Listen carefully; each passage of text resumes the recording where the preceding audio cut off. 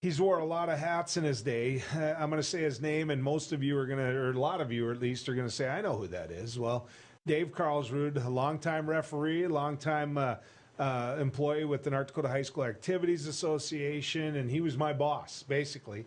He assigned me high school football games and playoff games and those type of things. So I've known Dave, well, since I was in high school, I've known Dave. But I will tell you now that he's retired from high school activities. He's not someone that ever lets grass grow under his feet. That's right. Dave stays active, and I don't think he woke up one morning saying, "I want to be the mayor of Valley City," but they talked him into it, and he ran and he won, and now he is the mayor of Valley City. Let's bring him in. Dave, good to have you coming down the road with us. Well, thanks, Joel. And you forgot one thing, maybe the most important. We've been friends for a long time. Yes, we have. You've been somebody I could count on for advice, and I tell you, he's good at what he does. Dave, floods. I mean, as mayor of Valley City, you knew this was something that might be coming your way, where citizens would be looking at you and the Council for Leadership. But give us an update of where we're at in Barnes County, where we're at in Valley City when it comes to this spring's flooding. We've been having daily special commission meetings at 4 o'clock, and yesterday, Bill Carlblum, chair of the Barnes County Commission, had been out driving around, and things are coming around really good out in the county. And here, we have everything in place at this point. They're verifying heights on dikes, and we have our flood walls in, and everything is going really well. Some years ago, after the 9, 10, and 11 floods, our citizenry had the forethought to dedicate some sales tax dollars to permanent flood protection. And then with the cooperation of the legislature and State Water Commission cost shares and so forth, we have enough. We don't have a complete permanent flood protection at this point, but it's eliminated the need for 280 to 300,000 sandbags. So with that stuff in place, our flood preparation has been marvelous. We have a great team here, Joel, and with our public works, our commission has jumped in and done work where they can. One of the guys was out running a skid steer all afternoon on Saturday, and so I'm just really proud to be a small part of that group, Joel. It's and one of the groups they have to really send the kudos is our volunteer fire department. They don't have to come out, and they work like crazy. Friday night, they were out till midnight with our electrical crew and our street crew, putting panels in the flood walls, and it's just been wonderful. Yeah, well, that's Valley City. That's the Valley City I know. When you drive through, you talk about the permanent structures that you have put up, and while you might not be at 100%, you've eliminated the need for all those sandbags. The sad part is, every now and then there's the need for the permanent flood protection as well, though.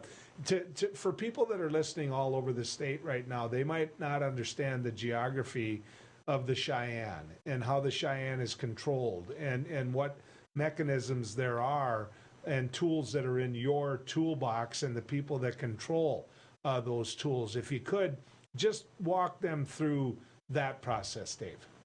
Well, first of all, when I moved to Valley City, I didn't know that the Cheyenne River Basin is the largest in the state, and it reaches northwest on the other side of Harvey, and there are some little fingerlings that get up towards the Velva area. So it's a huge area to drain. And how this all began was, with the 4 feet of snow they had up in that area, it was determined there was about 2 inches of moisture in it, and so they had to start lowering the pool of the lake. And that's governed by the Corps of Engineers, and we have local people here with the Corps, and they also sent a crew of 3 people who are working on the diversion over here, and as a team, they have just been on top of everything. And some of the negative things you hear about the Corps when they talk about, well, how can they run our dam from St. Paul, And I will tell you that not only are they good at what they do, but they care about us. They care about us. And so people in Fargo are getting water. Whenever we get water, they aren't going to do it unless it's necessary. We have a couple of bridges on County Road south of town, and high soaring eagle ranches out there, and some farmers, and they're giving consideration to those bridges because at 17 feet in that area they're going to have to close. So they're holding the water as long as they can to maintain those bridges. So we have a great working relationship with those folks, and it just makes our job so much easier. I got to tell you a little story about sandbags. So we do need a few sandbags to tie in with the clay dikes and the permanent flood protection. And so, did we have any sandbags? Heck no. And we didn't have time. So ended up, Mayor Mahoney, do you have any sandbags? He says, well, sure.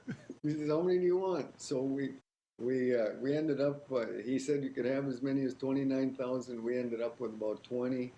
And this was Saturday afternoon. And then our city administrator, Gwen Crawford, and Public Works Director, Ben Gow, got together. And by 9 o'clock, we had a semi-load of sandbags here and unloading that night in the fire hall. So did the firefighters do it, or did you go to the Valley City State football team, or who did you get to throw all those sandbags? They were on pallets. Okay. They were on pallets. But now here's another feel-good story, Joel. Saturday night, everybody's sitting home wondering if they want to have help with sandbags, right?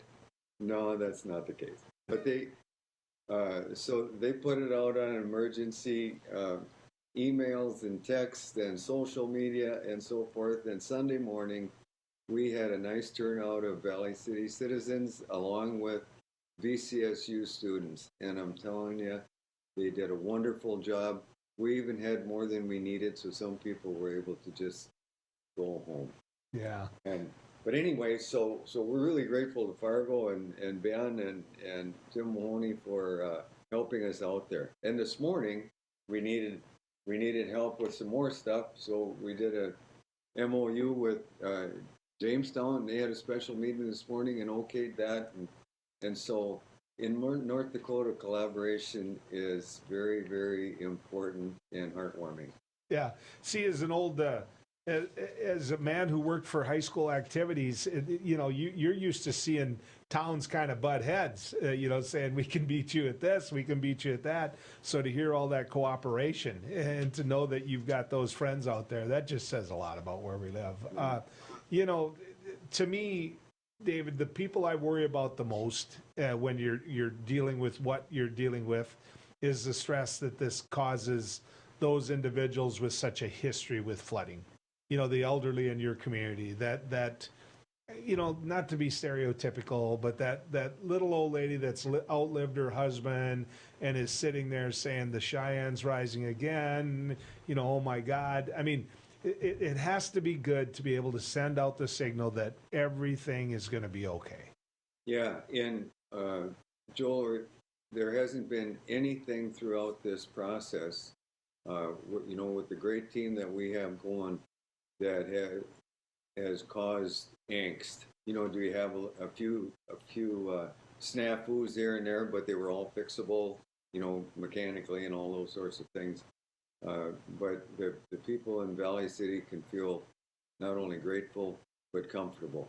Yeah. The governor stopped in the other evening, and we took him around, and he said, I'm going to paraphrase now, I'm not saying that this is a direct quote, but he said, I've been on a lot of emergency tours.